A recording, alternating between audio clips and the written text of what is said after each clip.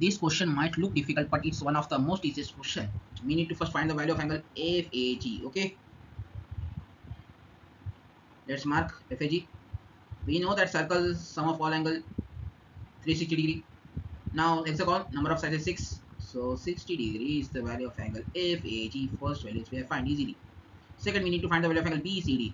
We know that interior angle of sum of each interior angle of a regular hexagon is 120 degree. Come with a formula with 2n minus 4 by n into 90 degree. N is number of sides of regular polygon. So hexagon sides is 6. So substituting we will get answer as 120 degree. First two answer are fixed. No need to use your memory. Okay. Third, we need to find the value of angle PDE. Okay, this is somewhat interesting. Let's assume to be x.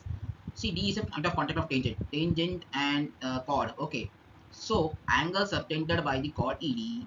Let's say it's angle. It will be angle EF. It will also equal to x. The reason is angle in alternate segment. How it's forming? I'm saying. See, tangent, chord intersection. Angle is there. So angle subtended by the chord is angle. So angle in alternate segment. It's a minor region. It's a major region. Angles over at okay. Angles in alternate segment. So I can say angle EFE is equal to angle PDE.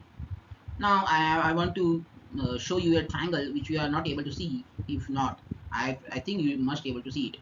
ED and F. Okay, this triangle shaded one. We know that this is let's say X. This is also X. We know this angle is 120 degree. Each interior angle of regular hexagon 120 degree. Regular hexagon. The word regular means what? Regular means all sides are equal. Equal side opposite angle are equal. So 120 plus x is equal to 180 degree. Sum of all angle triangles. So value of x will be how much? Equal to 30 degree. So we get the value of angle PD is as 30 degree. I hope you understood it. Thank you.